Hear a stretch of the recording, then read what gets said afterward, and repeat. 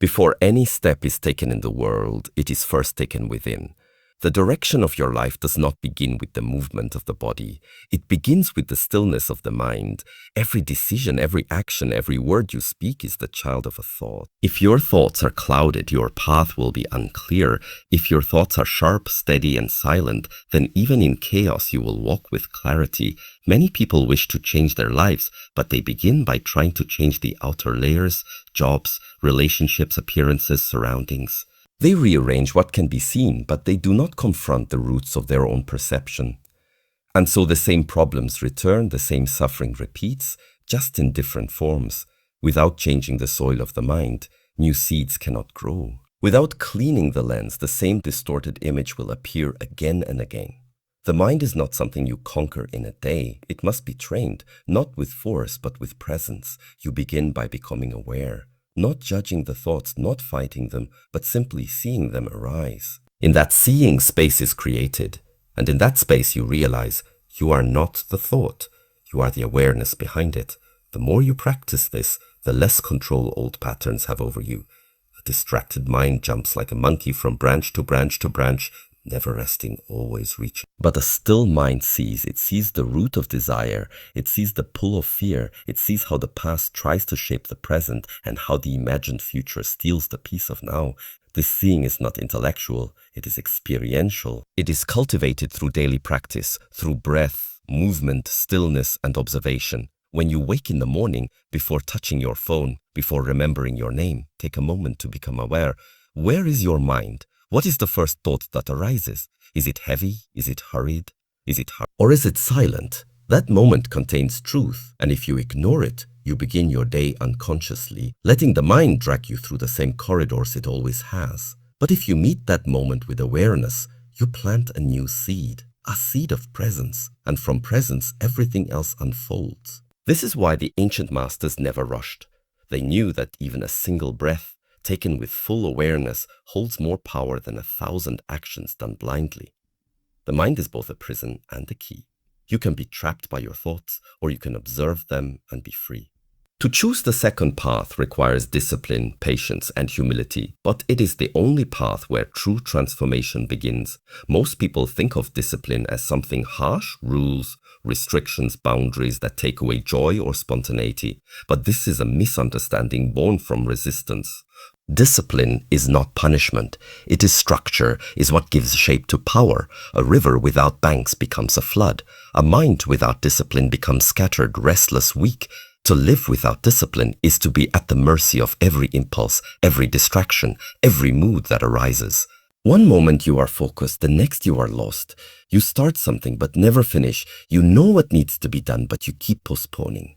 And over time, this leads not to freedom, but to frustration, to anxiety, to a life that feels out of control. So, discipline is not about force, it is about clarity. It is remembering what you are here for, what you are building, what you are becoming. When you live with discipline, you no longer wait for motivation. You do not depend on how you feel. You act, not because it is easy, but because it is necessary.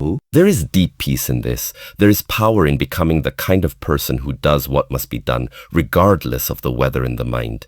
Freedom is not the absence of commitment. It is the result of choosing the right commitments and honoring them daily. Discipline allows you to walk through discomfort without being broken by it. It strengthens the will. It builds self-trust. And without self-trust, no path can be walked fully. If you cannot rely on yourself to show up, to follow through, to stay steady, then nothing outside of you will ever bring true stability. The world offers many distractions, and each one whispers the same lie. You can have it all now, but the one who is disciplined does not chase everything, they choose. And by choosing one path with intention, they go deeper than those who wander endlessly. In going deeper, they discover what the surface could never offer: peace, mastery, and resilience. Discipline is not about doing more.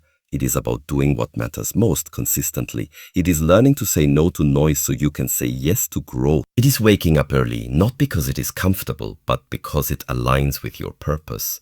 It is training the body, not for vanity, but to cultivate strength of character. It is keeping promises to yourself even when no one else is watching. This quiet commitment, repeated day after day, creates a rhythm. And in that rhythm, something remarkable happens. You stop being pulled by life and start moving with it. Not chaotically, but consciously, not reactively, but with intention. In a world that never stops moving, clarity has become rare. We are surrounded by noise, constant notifications, opinions, demands, and distractions. This noise is not only outside of us, it begins to live inside.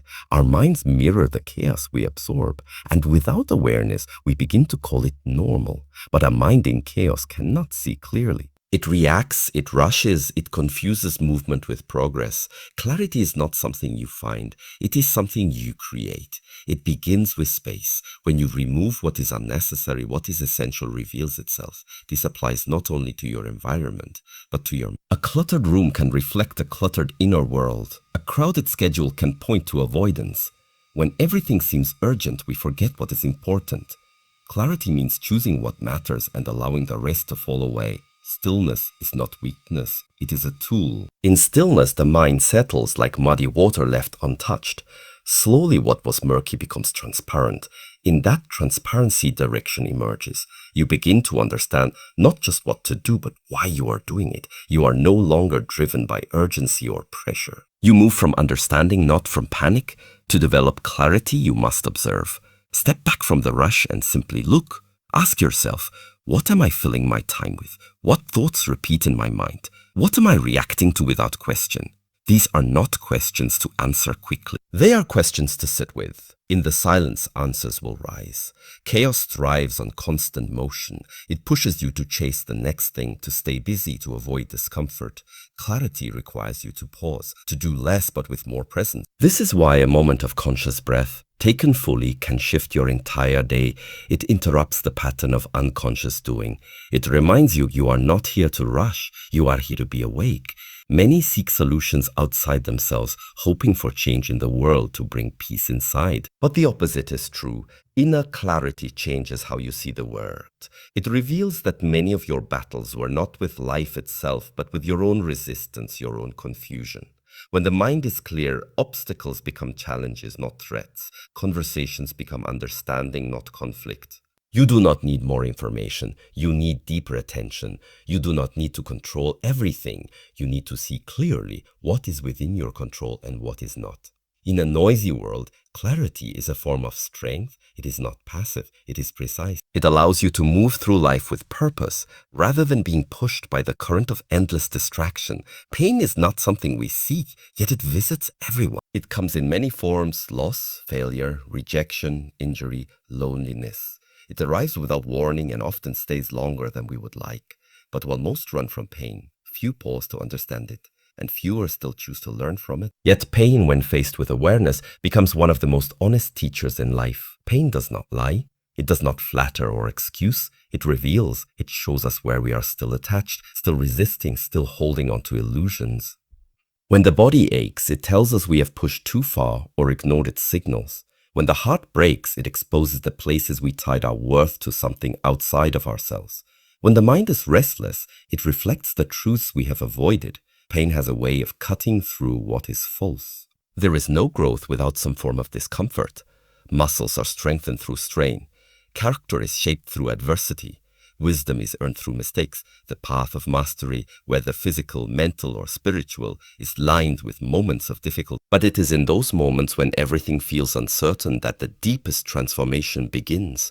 Avoiding pain does not prevent it, it only delays it, and in that delay, it often grows stronger. But when you turn toward your pain, not to dwell in it, but to meet it with awareness, it starts to shift. You see that pain is not the enemy, it is the signal, the invitation. It asks, are you willing to change? Are you ready to let go of what no longer serves you? Sometimes pain strips everything away until all that remains is your breath, your presence, your truth. In that stripped-down place, clarity arises. You remember what truly matters. You stop pretending, you listen. And in listening, you begin to understand not only the pain itself, but yourself within it. Pain humbles. It softens the ego. It reminds us that control is limited, that certainty is fragile. But it also strengthens. It teaches resilience, patience, compassion, not just for yourself, but for others. When you have walked through your own suffering with awareness, you become less quick to judge the pain of another. There is a difference between suffering and pain. Pain is what happens. Suffering is the resistance to it. To learn from pain, you must first stop resisting. Breathe into it. Observe it. Let it speak. The lesson is not always immediate, but it is always there. Sometimes the lesson is letting go. Sometimes it is standing firm. Sometimes it is simply learning how to endure with grace. Each day you wake up with a certain amount of energy, mental, emotional, physical, and spiritual. How you use it, how you protect it, and how you replenish it will shape the quality of your life. Energy is not infinite. It must be guarded with care. And the first step is to understand that no one else is responsible for your energy but you.